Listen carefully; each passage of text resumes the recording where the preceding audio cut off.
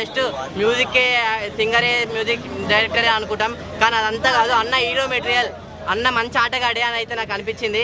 నిజంగా మామూలు యాక్టింగ్ కాదు. అంటే అతను పడే కష్టాలు కానీ ఇవన్నీ భార్య పెట్టే కష్టాలు అవన్నీ ఎలా ఉంటాయని చెప్పి చాలా బాగా చూపించారు డైరెక్టర్ గారు. ఈ సినిమాలో బ్యాక్గ్రౌండ్ మ్యూజిక్ కానీ ఎక్కడ ఒక్క సీన్ కూడా కామెడీ ఉంది. మన ఎంటర్టైన్మెంట్ ఉంది. ఒక మంచి మెసేజ్ ఉంది అన్న సినిమాలో. నాకు చాలా బాగా నచ్చింది. హీరోయిన్ ఐశ్వర్య రాజేష్ గారి పర్ఫార్మెన్స్ అయితే నిజంగా మన తెలుగు అమ్మాయి అంటే తెలుగు హీరోయిన్ అయితే అనిపించుకుంది. నిజంగా అంత మంచిగా, అంత ముద్దుగా, అంత క్యూట్గా డైలాగ్ చెప్పడం కానీ ఎక్కడ కూడా లాగ్ అనేది లేదు స్టోరీలో. నాకు చాలా బాగుంది సినిమాలో. సో నేను చెప్తున్నాను కదా, ఈ డియర్ అనే సినిమాని ఎలాంటి వాళ్ళు చూడాలంటే పిల్లలు, పెద్దోళ్ళు, పెళ్ళికాన, లవర్లేనో, బ్రేకప్ అయిన, ఆఖరికి ముసలోళ్ళు కూడా థియేటర్లో మీరు అందరు చూడండి.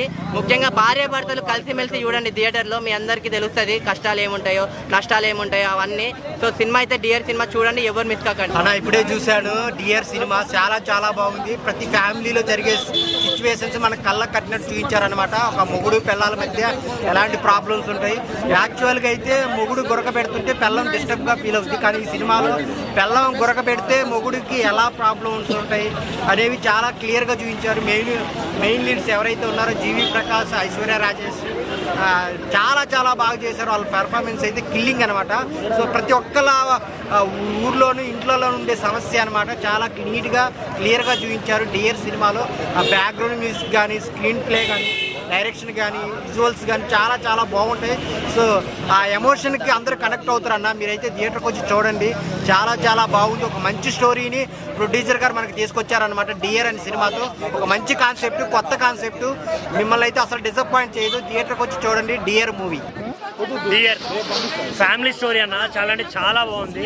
జీవి ప్రకాష్ గారి యాక్టింగ్ కానీ, ఐశ్వర్య రాజేష్ యాక్టింగ్ కానీ వేరే లెవెల్. అసలు థియేటర్లో చూస్తున్నాను సేపు ఒక ఫ్యామిలీలో జరిగే ఎమోషన్స్ని, మదర్ సెంటిమెంట్ని, ఆ క్యారెక్టరైజేషన్ని చాలా బాగా చూపించారు. నేనైతే ఒక ఫ్యామిలీలో ఉండిపోయి అసలు చూసాను సినిమాని. చాలా బాగా అనిపించింది.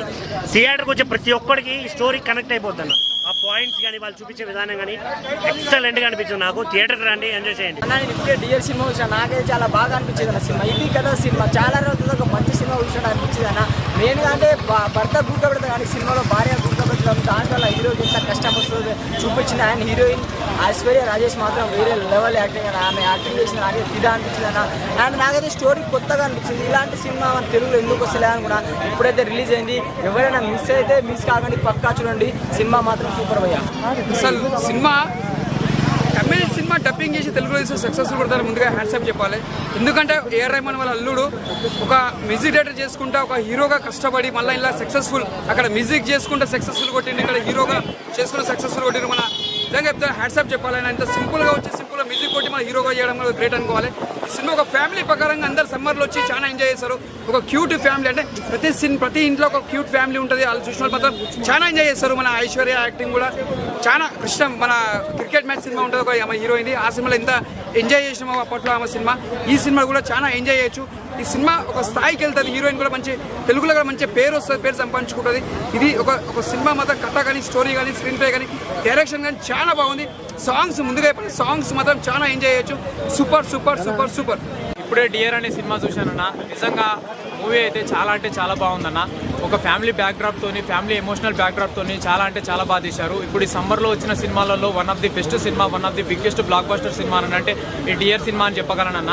నిజంగా జీవి ప్రకాష్ గారి యాక్టింగ్ పర్ఫార్మెన్స్ అయితే మామూలుగా లేదన్న. ఫస్ట్ ఇంతకుముందు ఏంటంటే సాంగ్స్కి ఒక మ్యూజిషియన్గా మ్యూజిక్ అందించి, ఇప్పుడు ఏంటంటే ఒక యాక్టర్గా కూడా తనకంటూ ఒక గుర్తింపు ఉందని చెప్పేసి మళ్ళీ నిరూపించుకున్నారన్న. అండ్ హీరోయిన్ ఐశ్వర్య రాజేష్ గారి యాక్టింగ్ పర్ఫార్మెన్స్ అయితే మామూలుగా లేదన్న.